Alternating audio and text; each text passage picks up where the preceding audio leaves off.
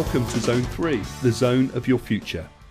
This is where we'll be setting your internal GPS so that you and your purpose have inspiring and compelling targets to aim for in life. In this video, the funny thing about time, we're going to unearth the psychological and emotional principles that pave the way to a future that feels right for you on every level.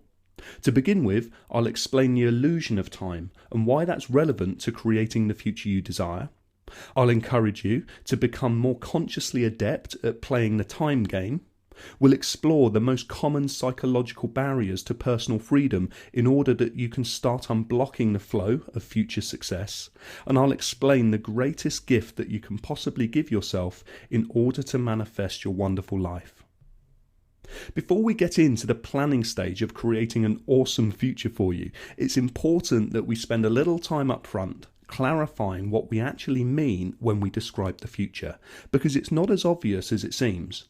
Manifesting your heart's desires has a lot to do with your relationship with time and having an appreciation of how time really works. Initially, changing your view about time can be a bit of a head spinner, but as you give yourself some space to reflect on a new paradigm, you can begin to feel that there's a valuable difference to be made.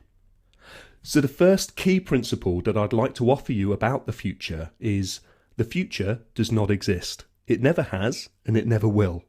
You may either already understand this intuitively, or you may be thinking it's a very odd statement for me to make. After all, I've dedicated a quarter of the 4 zones of transformation to the future, and here I am telling you that it doesn't even exist. How bizarre. So let me explain what I mean.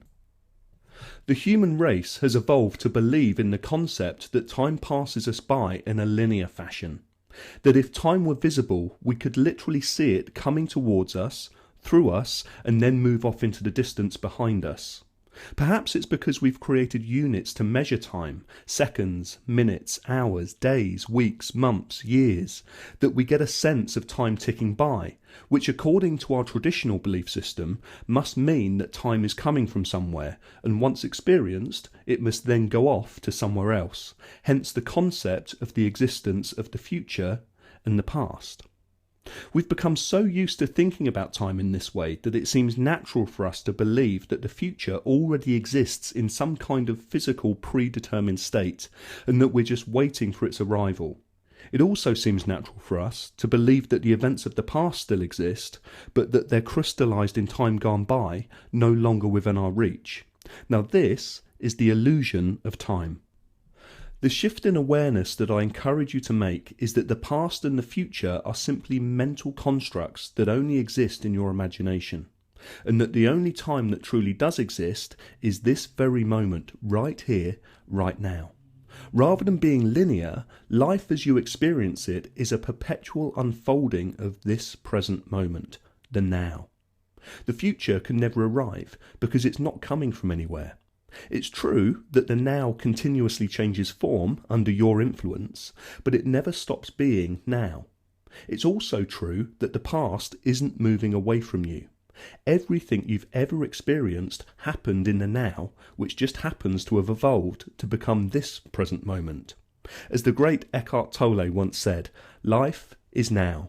There was never a time when your life wasn't now, nor will there ever be. So, before you think I've gone mad, there is a relevance to all this.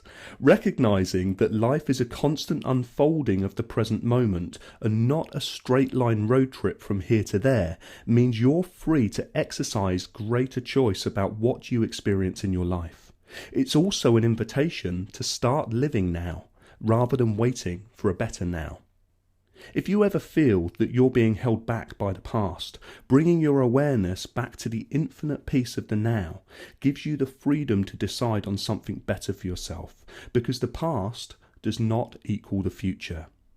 If you find yourself worrying about the future, mentally bringing yourself back to the now will remind you that the future is nothing but a clear, open space of pure potential. If you're willing to get present, listen to and act on your wisdom, the now will evolve into an experience that's aligned with your joy. That being said though, our traditional concept of past and future does serve us very well. It's a very useful way of communicating a shared understanding of what we've already experienced and what we anticipate is yet to come. But I'd like to make an agreement with you that from this point on, whenever I refer to the past or future, we both recognise that we're just playing along with the mental game of linear time, always remembering that really life can only unfold right here, right now. So when I talk about the past, I encourage you to say to yourself, the past is a metaphor for the thoughts that I'm having now about what has gone before. It's my story.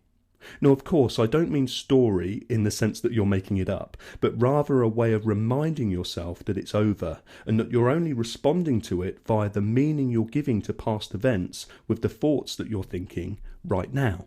And when I talk about the future, I invite you to say to yourself, the future is a metaphor for the thoughts that I'm having now about what is yet to come. It's my imagination. The purpose of this reminder is to ground you back in the present and to be inspired by the infinite potential of choice that's available to you right now to shape your future any way you wish. When you get clear about the nature of your relationship with the past and the future, i.e. it's a relationship that resides within your thinking mind, it becomes a lot easier to remove the mental and emotional gunk that can often block the flow of future success. Your future happiness and success depends on you letting go of, dwelling on past hurts and failures. Now, the fact that you're human means that you'll have experienced some things not working out the way that you'd like from time to time. But it's my firm belief that the past is here to teach us lessons about how to be more happy and successful now and in the future. If you are willing to turn your frustrations into fascination, what lessons has your past taught you about real happiness and success? It's also important to let go of any story of suffering. This is a script that your ego may like to run about why life is hard, why you're a victim of the past, and why that makes it difficult for you to move on in life. Now, it's not to say that you've not encountered painful events such as heartbreaks, bereavements, rejections or betrayals. And it's only right that those wounds are honoured and expressed in healthy emotional ways. But holding on to a story about how those events continue to define you long after the real pain subsides will only keep you from reconnecting to your authentic joy. Pain is inevitable, but suffering is optional, and you have to provide that for yourself. The third, most potent block to future success is holding on to resentment. It's been said that holding a grudge is like drinking a poison and expecting the other person to die. While the actions of others can often be terrible and hurt you badly, refusing to let go of resentment hurts nobody more than it hurts you. For your own sake, it's imperative that you go deep within yourself and find the love with which to forgive. Forgiveness is by far the greatest gift that you can ever give yourself. But it's common to want to resist forgiveness initially. Some people think that by forgiving others, they're letting the perpetrators off the hook, or that they're making what they've done okay. But we don't forgive people for their sake. We do it for our own. The real purpose of forgiveness is that it restores you to the happy person you were before the grievance. You don't forgive because you're good. You don't forgive because you should. You forgive because it sets you free. Your exercise for this session is to simply take some time and complete the Unblocking the Flow of Success worksheet, which you can find below this video. Coming up next, we're going to start the planning process for manifesting success and happiness in every area of your life in a video called The Great Balancing Act. So I'll see you in the next video.